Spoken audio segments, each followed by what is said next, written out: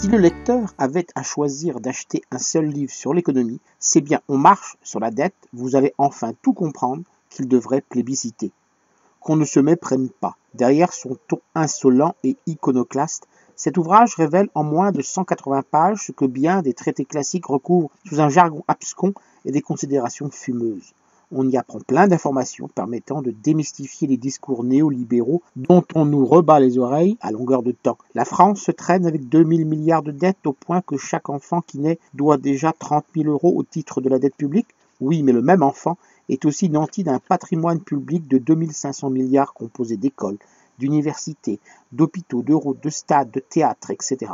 Sans compter les 11 939 milliards de patrimoine des ménages et les 2300 milliards de patrimoine des entreprises. Il est donc 7 fois plus riche qu'endetté. La France dépense 50 milliards chaque année rien qu'en intérêt de cette dette, mais c'est elle qui l'a bien voulu en signant les traités européens de Maastricht et de Lisbonne qui interdisent aux États membres de se fournir en capitaux tant auprès de leur banque nationale que de la banque de la communauté européenne. La BCE prête des milliards aux banques privées à un taux quasiment nul qui à leur tour prête aux États en prélevant leurs commissions au passage.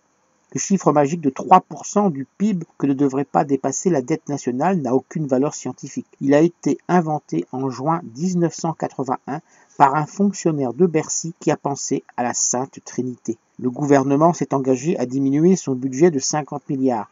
Cela engendrera 75 milliards de PIB en moins, ce qui signifie une diminution bien plus importante des rentrées fiscales que des dépenses. Un livre à lire absolument.